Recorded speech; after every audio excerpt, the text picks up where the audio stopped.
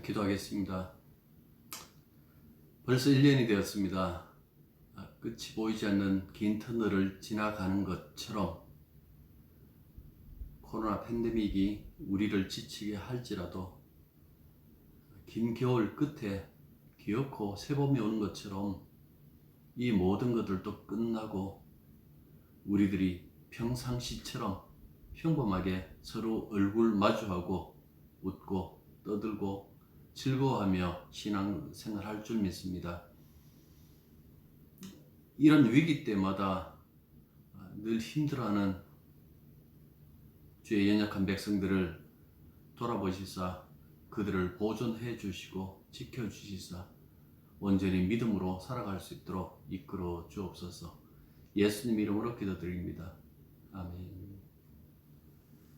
자, 오늘은 제 10편 제 10편 10번째 이 시편을 우리가 보겠습니다. 지난주에 말씀드렸던 것처럼 이 시편은 9편의 연장선상에 있다라고 이렇게 보는 것이 무난합니다. 부족하나마 그 이유에 대해서 설명했으니까 바로 본문으로 들어가도록 하겠습니다. 시편은 히브리어 12번째 자음인 라멧부터 시작해서 마지막 자음인 타우까지 알파벳 두으로 이렇게 마칩니다. 이 시는 악이 활개치는 불평등한 사회 현실을 탄식하면서 하나님의 공의 실현을 호소하는 탄원시입니다. 이거 읽어보시면 73편하고도 유사합니다만은 악이 활개치는 그 세계 속에서 세상 속에서 우리들이 어떻게 살아야 되는지 그런 부분에 대해서 깊은 고민을 할 수 있도록 해줍니다. 자, 시편 제 10편은요 내용상 크게 두 부분으로 나눌 수가 있어요. 전반부는 1절부터 11절까지 여기에서는 악인의 횡포에 탄식하면서 하나님께 고발하는 그 고발장이라면 후반부인 12절부터 18절은 하나님께서 일어나셔서 악인들의 행포를 멈추게 하시고 공의로 그들을 심판해 주시리라는 확신에 찬 그 강구 형식을 띄고 있습니다. 9편이든 10편이든 여러분들 읽어보시다 보면 뭐 가난한 혹은 가련한이라는 제일 마지막에는 겸손한이라는 그 단어까지요. 그 단어의 그 뜻은 그냥 말 그대로 가난하다, 가련하다라는 그 의미도 있고, 그 다음에 고난을 겪는, 핍박을 당하는 그런 뜻을 가진 동요라는 그 사실들을 여러분들 기억하시고 봐주시길 바랍니다. 하나님께서는 때때로 그의 기쁘시고 높으신 뜻 가운데 성도를 환난 속에 이렇게 버려둬요. 성도로서는 하나님 뜻이 짓밟히고 불의가 횡행하는 것을 무작정 지켜보고 있다라는 그 자체가 상당한 고통이겠죠. 우리가 어떤 정말 사회적인 큰 문제가 일어나면 하나님의 즉각적인 개입이 있었으면 참 좋겠지만은 대부분 그렇지 않습니다. 그냥 지나가요.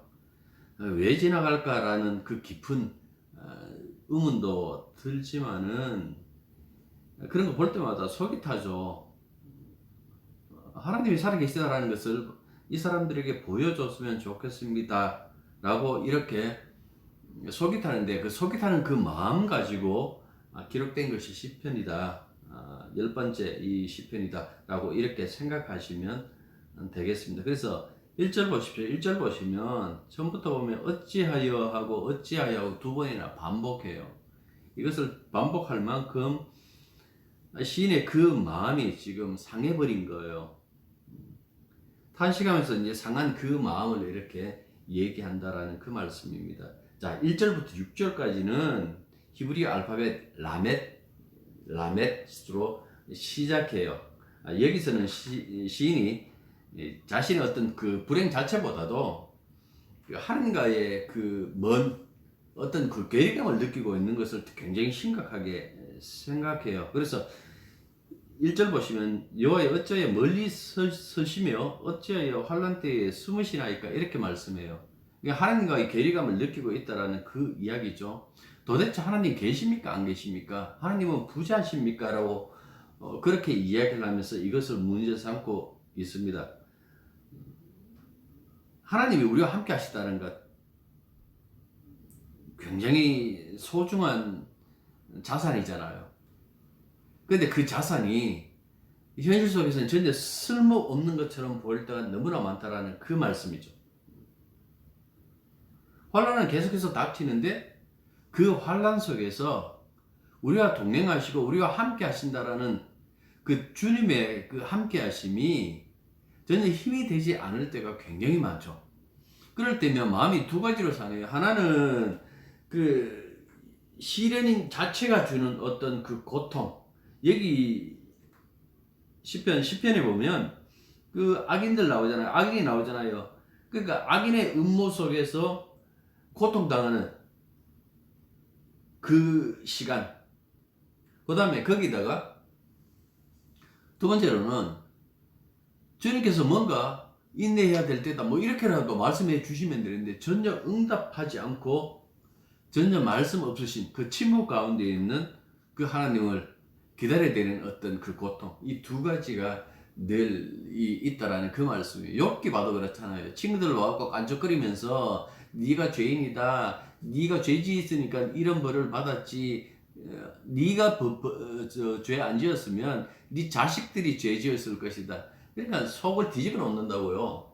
거기에다가 이 자기의 억울함을 풀어줄 하나님이 등장하셔야 되는데 침묵하고 계시니까 욥이 친구들 갖고도 변론하고 하나님과도 변론하는 그 모습을 우리들에게 보여주는 거예요.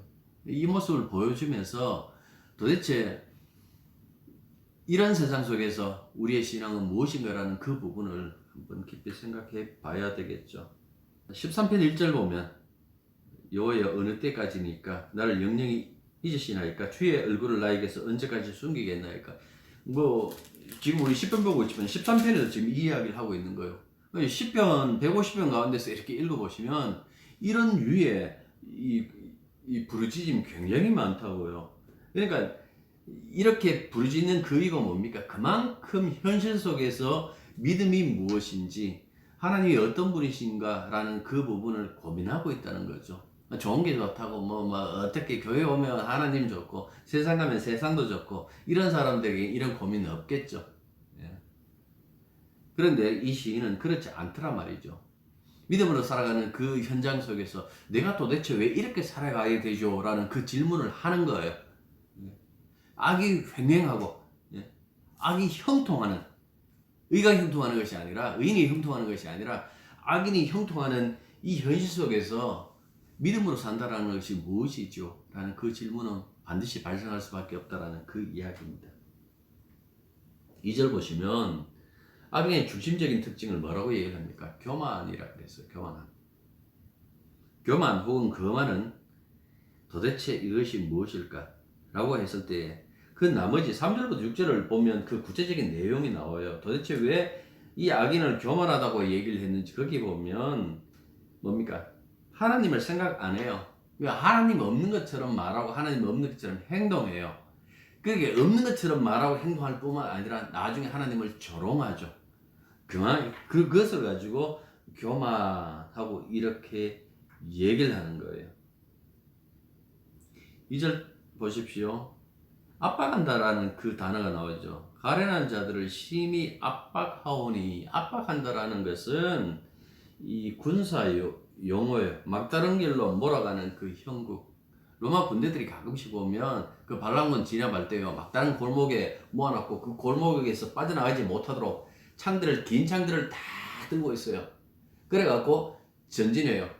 전진할 수밖에 없는 게 뒤에 그 군사도 긴 창을 그 앞 병서를 대고 이렇게 가는 거예요. 그러니까 내가 안 찔리면 앞으로 가야 되는 거예요. 그러면 앞에 있는 그 모든 반란군들은 막혀 있는 그 골목에서 전멸할 수밖에 없는 그 참혹함을 보여주는데요. 압박하다라는 그 용어 속에 이런 군사적인 이 그림이 들어가 있다라는 그 말씀이죠. 그래서 어떤 때는 악으로 말미암아 진짜 한계에 도달하고 막다른 그런 골목에 몰려있다라는 그런 생각이 들 때가 굉장히 많죠. 근데 보십시오. 악인들은 어떻게 얘기를 해요? 자랑합니다. 무엇을요? 내가 욕망한 모든 것들을 다 이루었다. 이렇게 자랑해요. 나는 내가 욕망하는 모든 것들을 다 이루었다라는 그 이야기를 하고 있습니다. 그래서 3절 보십시오. 마음의 욕심을 자랑하며 라고 이렇게 얘기를 하잖아요. 뿐만 아니라 여호와를 배반하며 멸시하나이다 이렇게 얘기를 했어요. 주님을 멸시하고 저주했다. 이거는 뭐 그는 여호와께서 혐오하시는 탐욕자들을 축복했다. 뭐 이렇게 누가요? 악인은 여호와께서 혐오하는 자들을 축복한다. 그러니까 악인과 악인이 함께 모여가지고 서로 축복하면서 있는 그 모습을 이야기하기도 해요. 왜 그렇게 할까라고 했을 때 4절에 분명히 이야기하고 있죠. 그의 모든 사상에 하나님이 없다 하나이다. 그의 모든 사상에 하나님이 없다라는 것은 그냥 하나님 없이 살아가는 거잖아요. 그 에덴의 동쪽에서 믿음으로 그것을 이렇게 하나님 주신 그 믿음으로 버티고 있는 자들이 있는가 하면 대부분 사람들이 하나님 없는 것처럼 살아요. 하나님 없이 산다라는 것은 굉장히 편하겠죠. 거리끼는 것이 없으니까요. 그렇게 사는 것이 사는 데는 지장은 없어요. 뭐 예수 안 믿는다고 사는데 갑자기 뭐 하늘에서 뭐 날벼락이 떨어지면 예수 안 믿는 사람들 머리에 떨어집니까? 그것도 아니잖아요. 그걸 보면 예수 안 믿고 사는 것 그 자체는 이 세상 사는 데는 아무런 불편이 없어요. 그래서 사람들이 예수 없는 그 삶을 그냥 여유롭게 사는지 모르겠지만은 이게 믿음이 들어간 사람들은 그게 얼마나 악한 그 현실인지 얼마나 위험한 그 삶인지 그 사실을 아는 거예요. 이 어떤 다급함, 이 조급함이 있으면요, 비로소 이 세상에 대한 어떤 그 미련들이 사라지지 않을까요?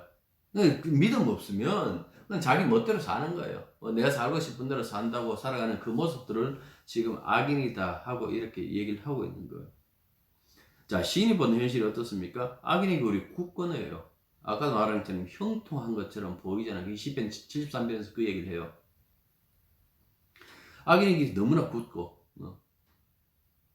주님은 자신을 거스르는 악인이 너무나 멀리 있다, 높이 계시다라는 것은 그냥 이거예요. 그냥 상관 안 하는 것처럼 혹은 그를 못 보는 것처럼 그렇게 다루지 않으니까 이 악인들이 겁이 없어지는 거예요. 그래서 가난한 자들, 다시 말해서 주님을 의지하는 자들을 멸시하죠. 그리고는 그들에게 이렇게 말합니다. 나는 요동하지 않을 것이다. 6절에서 그 얘기를 하고 있죠. 그의 마음에 이르기를 나는 흔들리지 아니하며.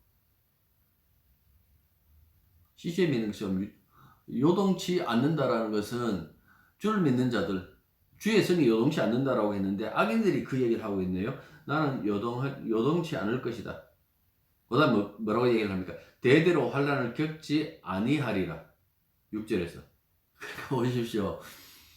그 악이 요동하지 않고 대대로 환난도 겪지 않고 그렇게 너무나 잘 사는 그 모습 보면 신앙의 현실에서는 아무리 봐도 그 모순인 거예요. 악의 부흥이라는 것이 어떻게 모순이 아닐까요? 신앙의 눈에서는 모순으로 보이는데 그 모순을 가지고 와갖고 지금 탄식하면서 하나님 왜 이러나요? 내가 이런 세상에서 믿음을 가지고 살 이유가 있나요? 하고 지금 질문하고 있다라는 그 말씀입니다. 자, 7절과 8절은 패예요. 7절, 8절.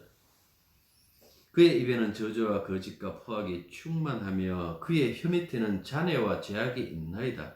그가 마을 구석진 곳에 앉으며 그 은밀한 곳에서 무지한 자를 죽이며 그의 눈은 가련한 자를 엿보나이다. 굉장히 두렵죠. 악인의 입에는 저주, 거짓, 포악이 충만하다. 혀 밑에 꼭 사탕 녹여 먹듯이 이 저주, 거짓, 포악이 늘 그 혀 밑에 있는 거예요. 잔해라는 말이 또 있잖아요. 어려움, 불행, 악. 자네와 죄악은 세 번역에서는 욕설과 악담 이렇게 얘기를 했어요. 늘 욕설과 악담을 하는 거예요. 그래도 불구하고 전혀 죄의식이 없는 그 모습. 8절을 보면 마을 구석진 곳에 앉으며 그 은밀한 곳에서 무지한 자를 죽이며 그의 눈은 가련한 자를 엿보나이다. 이게 무슨 소리입니까? 은밀하게 범죄하기 위하여, 은밀하게 무고한 자들을 죽이기 위하여, 예. 끊임없이 뭡니까? 으스간 그늘에서 남들이 보지 않는 곳에서 자기가 손보기 좋은, 이 악인들은요 특징들이 있어요. 절대로 자기보다 힘 있는 자에게 덤비들지 않습니다. 자기보다 연약한 자, 힘이 없다라고 여기면 그런 자들을 공격하죠. 그런 마음으로 지금 보면 지금 이 악인들이 신앙인들을 공격하고 있다 하고 말씀하고 있는 겁니다. 자, 9절부터 11절 보십시오. 사자가 자기 굴에 엎드린 같이 그가 은밀한 곳에 엎드려 가련한 자를 잡으려고 기다리며 자기 그물을 끌어당겨 가련한 자를 잡나이다. 굉장히 두려운 말을 하고 있죠. 그가 구풀이 엎드리니 그의 포악으로 말미암아 가련한 자들이 넘어지나이다. 그가 그의 마음에 이르기를 하나님은 잊으셨고 그의 얼굴을 가리셨으니 영원히 보지 아니하리라 하나이다. 사자가 자기 굴에 엎드린 같이, 구약에 자주 나오는 표현이에요. 사자가 자기 굴, 굴이라기보다는 굴 앞에서 엎드리지는 않겠죠. 우리 동물의 왕국 이렇게 보면 덤불에 숨어서 먹이 잡을 기회를 이렇게 엿보잖아요. 그 악인들이 그렇게 한다라는 그 말씀입니다. 기회가 되면 가난한 자들을 잡기 위해서 그물을 쳐놓고 잡아 채려 하는 거예요.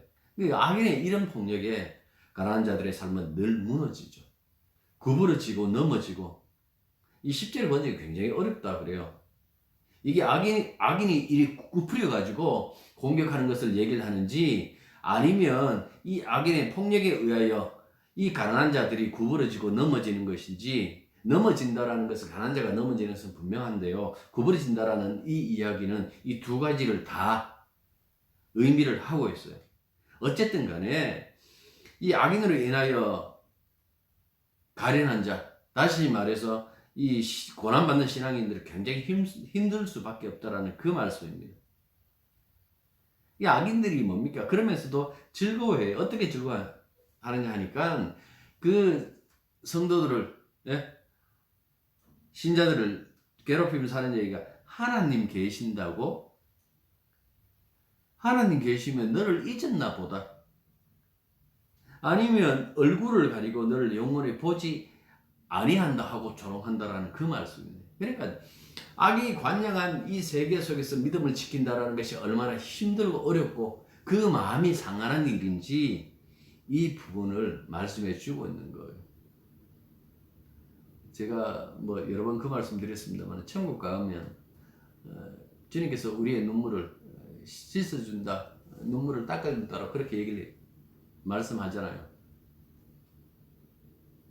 내가 흘린 눈물은 어떤 눈물인가 한번 생각해 보십시오. 예수님 때문에 신앙을 지키기 위하여 흘린 눈물인가요? 아니면 세상에 남들보다 좀 못한 것 때문에, 그것 때문에 약이 올라서 흘른 눈물일까요? 예수님이 우리의 눈에서 눈물을 씻어준다라고 얘기를 했을 때에 우리가 흐르는 그 눈물은 분명히 신앙으로 말미암아 생기는 눈물일 거예요. 마음이 상할 때도 이런 부분 때문에 상하게 되지 않을까요? 어떻게 악이 이렇게 관영합니까?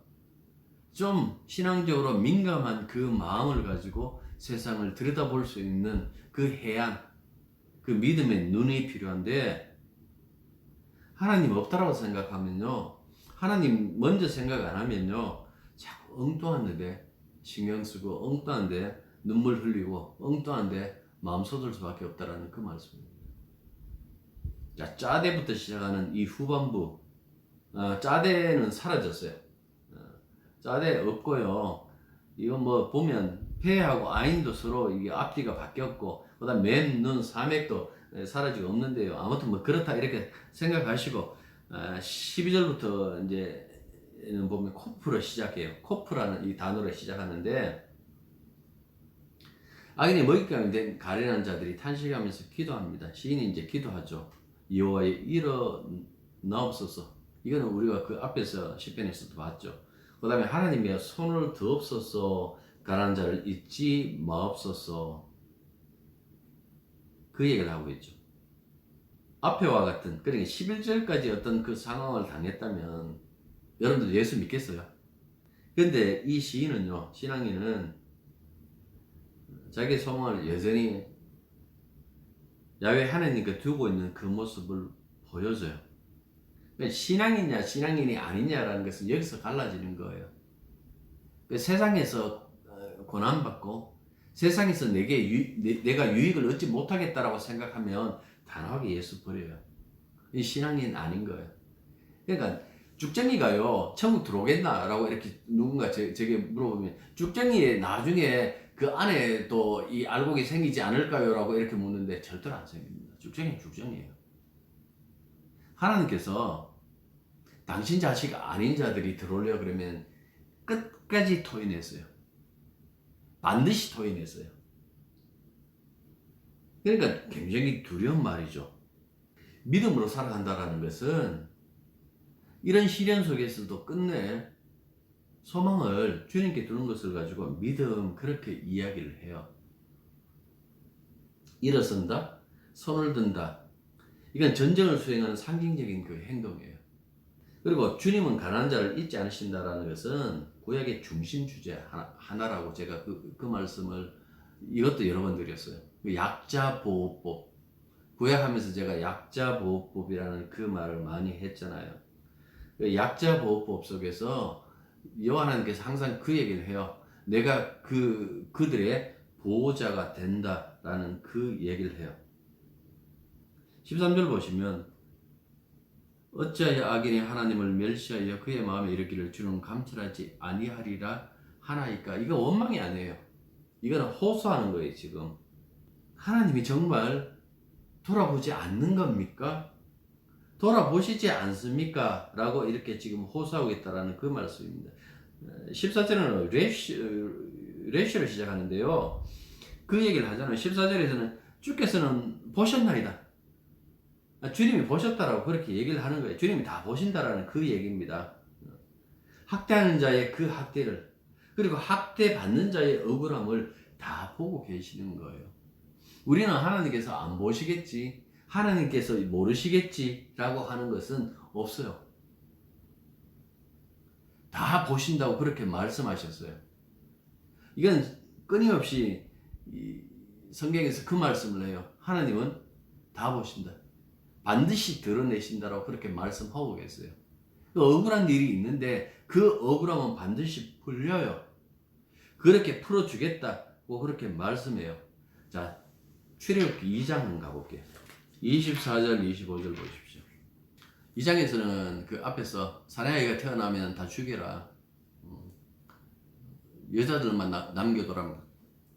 그렇게 얘기하는 그 얘기가 이렇게 담겨져 있어요. 담겨져 있고, 그들이 지금 국고성을 만드는데 동원되었는데요. 히브리 사람들이 굉장히 고통스러워가지고 하나님께 부르짖었더니 23절에 보면 하나님께 상달된지라 라고 이렇게 되어져 있어요. 그냥 단순히 기도만 상달된 것이 아니라 구체적인 어떤 하나님의 행동이 나와요. 보면 24절 보십시오. 하나님이 그들의 고통을 들으시고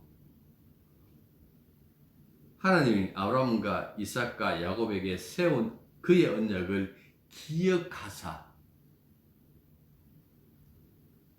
25절 하나님이 이스라엘 자손을 돌보셨고 이걸요 지금 이 세 번역으로 보면 하나님이 그들의 탄식하는 소리를 들으시고 아브라함과 이삭과 야곱에게 세우신 언약을 기억하시고 이스라엘 자손의 종살이를 보시고라고 되어 있어요. 보시고 그 다음에 그들의 처지를 생각하셨다. 그 다음에 3장에서 모세를 부르시는 그 모세를 부르셔서 출애굽하는 그 사건이 이어진다라는 그 말씀입니다. 하나님 다 보세요. 들으시고 생각하시고 약속을 언약을 생각하시고 반드시 대답하신다라는 그 말씀을 여기서도 해주고 있는 거예요. 이 고아라는 이야기 나오죠. 고아 이렇게 나오는데 고아 하면 이제 기업 없는 자를 대표예요. 기업 없는 자 하면 고아와 과부와 그다음에 나그네. 보호자가 없는 자들을 상징하는 대표적인 부류가 바로 고아와 과부와 나그네죠. 약자보호법은 이들을 보호하기 위한 법이에요. 하나님이 이들의 기업이 되신다. 하나님이 이들의 보호자가 되신다라는 그 말씀을 하시는데 왜 이렇게 하시는가 하니까 이스라엘의 탄생과 무관하지 않는 거예요. 그 이스라엘이 나그네에 산 지 400여 년. 보십시오. 출애굽기 1장 2장에서 보는 것처럼 그렇게 죽어가는 아들이 죽어가는 그 모습을 봐야 되는 수많은 어떤 그 연약한 그 보호자가 없으니까 이런 어떤 고난을 당하고 있는 그 모습인데 하나님이 야훼 하나님이 등장하셔서 뭐라 그럽니까? 이스라엘은 내 장자 그러잖아요. 이스라엘 내 장자라는 말은 다시 다르게 얘기하면 내가 그의 아버지다. 내가 그의 보호자다. 라는 그 이야기잖아요. 그래서 내 자식을 내달라라고 이렇게 얘기를 한다고요. 끝까지 이제 파라오가 대답하죠. 여호와가 누구간데? 그러니까 그 다음 장에서 뭐라고 얘기하면 나는 여호와로다. 그리고 징벌하기 시작하는 거예요. 첫 번째 장부터 시작해갖고. 그러니까 이런 모습들을 여러분들 생각해 보시면 어떤 때는 굉장히 오랫동안 기다려야 되지만은 반드시 응답하신다는 그 말씀을 기억하셔야 됩니다. 자, 15절과 16절은 알파벳 쉰이에요. 자, 15절, 16절.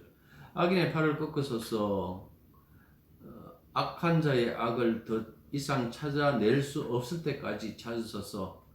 여호와께서는 영원 무궁하도록 왕이시니 이방 나라들이 주의 땅에서 멸망하였나이다. 이렇게 얘기를 했어요. 악인의 팔을 꺾는다라는 것은 그들의 힘을 무너뜨린다라는 그 의미겠죠. 그러니까 그가 가장 믿었던 것, 그가 가장 이긴 나의 어떤 힘이다라고 생각했던 것을 없애버리는 거예요.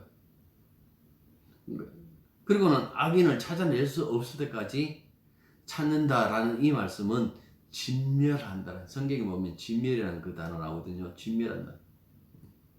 헤렘.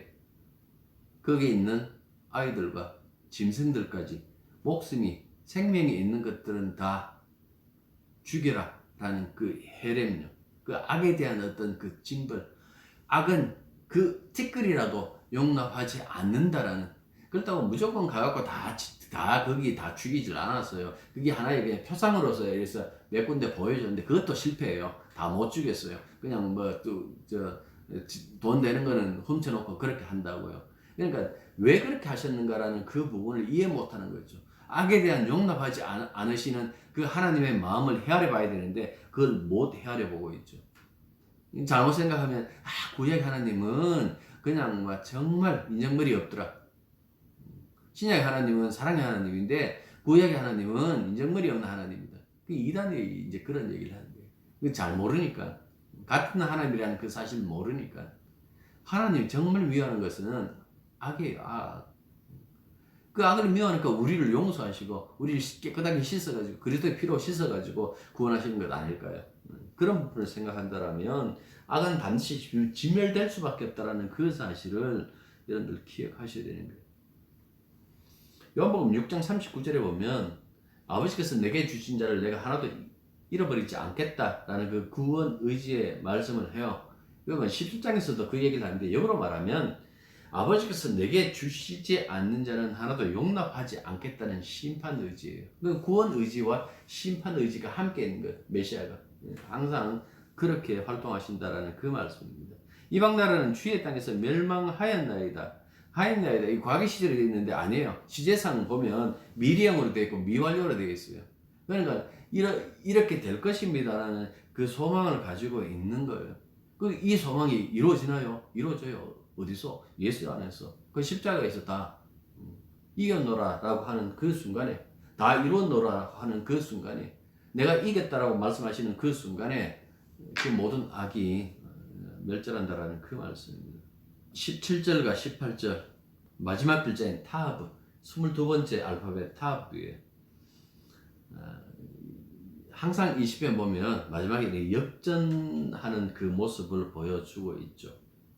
이런 어떤 이 찬송, 이런 노래는 한나의 노래, 그 다음에 누가복음의 1장에 있는 그 마리아, 예수님의 어머니인 그 마리아의 노래 속에도 나오죠. 거기 보면 그의 팔로 힘을 보이사 마음의 생각이 교만한 자들을 흩으셨고 권세 있는 자를 그 위에서 내리치셨으며 비천한 자를 높이셨고 줄이는 자를 좋은 것으로 배를 불리셨으며 부자는 빈손으로 보내셨도다 라고 이렇게 말씀했어요. 이게 단순히 부자 있을 때 그냥 부자 아니라 그랬죠. 마음이 부자, 탐욕스러운 자 이렇게 얘기를 했잖아요. 그래서 심령에 가는 자는 복이 있다라고 그렇게 말씀한 것처럼 믿음으로 그 영적인 어떤 그 가난한 자리에 있는 자들, 주와 함께 동행하는 것을 기뻐하는 자들에 대한 그 보상이 무엇인가 하니까 바로 그리스도와 함께 있는 그 구원이다라는 그 말씀입니다. 고아와 압박당하는 자들을 구원하여 영원한 그 평화를 누리게 한다라고 이렇게 말씀하고 있어요. 자, 17절, 18절 이렇게 보시면 18절 보십시오. 고아와 압제당하는 자를 위하여 심판하사 세상에 속한 자 이렇게 말씀해요. 세상에 속했다. 에노시 민 하 아레츠라고 이렇게 되어 있어요. 에노시라는 것은 하나님과 비교해갖고 너무나 연약한 이 생명이 코에 숨에 있는 그 존재, 그냥 죽어버리면 아팔로 먼지로 돌아가 버리는 그 존재, 아래쪽. 그러니까 이 땅에 속한, 하늘에 속한 것이 아니라 땅에 속한, 이 세상에 속한 것, 그런 자들은 반드시 망한다라는 그 말씀을 해요. 요한복음 10장, 17장 여러 번 제가 그 말씀드렸는데 거기 보면 대제사장으로서 예수님께서 기도하실 때 이런 얘기를 해요. 그러니까 저희는 했는데 이게 제가 교회다 그랬잖아요. 이 그때의 그 사도 무리들만 얘기하는 것이 아니라 바로 하나의 교회를 이야기를 한다고 그 말씀을 드렸는데 이렇게 얘기를 해요. 저희는 세상에 속하지 아니하였습니다. 나와 같이 세상에 속하지 아니하였나이다 라고 이렇게 얘기를 해요. 그걸 14절 16절 두 번이나 반복한다고요. 그 14절 16절 두 번 얘기하면서 15절에 뭐라고 얘기를 하는 거니까 세상에 저들을 남겨두는데 저들을 보존해 달라고 그렇게 하나님께 부탁드려요. 그러니까 세상에 속하지 않았는, 교회는 세상에 속하지 않았어요. 그러니까 하늘에 하나님께 속했어요. 주님께 속했어요. 하늘에 속했어요. 그래서 세상에 속하지 않는 그 교회를 하나님께서 보존해 달라 이렇게 얘기를 하는 거예요. 세상에 있으니까 세상의 뜻대로 살자 하고 개판으로 살아가는 그 사람들의 그런 어떤 교회 아닌 것들이 아니라 진정한 그 교회는 세상에 있으나 세상에 속하지 않는 위에 있는 것에 항상 호망을 두고 살아가는 그 모습을 가지고 있다라는 그 말씀입니다. 이제 말씀을 맺겠습니다. 모든 것은 때가 있습니다. 심판의 때도 있습니다. 진리가 궁극적으로 승리할 그때도 있다라는 그 말씀입니다. 아직도 모든 것이 종결되지 않았어요. 아직도 여전히 우리는 이 세상에 남아 있는데 성급하게 생각하지 마십시오. 좀 길게 보십시오. 좀 길게. 그리고 멀리 보십시오. 높이 나는 새가 갈매기 조나단 시걸 그거 보면 높이 나는 새가 멀리 본다 그 얘기를 하잖아요. 그러니까 여러분들의 그 시선을 땅에다 늘 두지 마시고 위에 돌아 그랬으니까 위에서 이렇게 좀 멀리 보십시오. 멀리 보시면 주님의 승리는 변함없어요.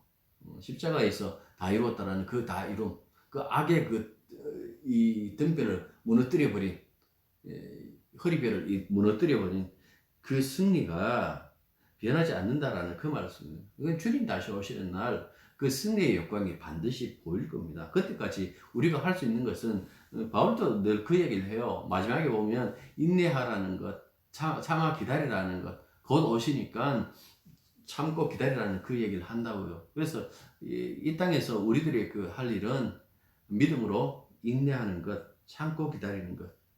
주님 오시는 그날까지 우리가 바로 이런 어떤 조롱을 당하면서도 믿음 안에서 살게 되는 그 이유가 바로 여기에 있다라는 그 말씀입니다. 기도하겠습니다. 믿음을 놓지 않게 해 주십시오. 우리가 주님 붙잡고 사는 것이 아니라 주님이 우리를 붙잡아 주셔서 끝까지 흔들리지 않고 주께서 요구하시는 대로 정말 가련한 자의 그 자리로, 가난한 자의 그 자리로 주님이 가셨던 그 십자가의 길로 저희들 따라갈 수 있도록 도와주시옵소서. 예수님 이름으로 기도드립니다. 아멘.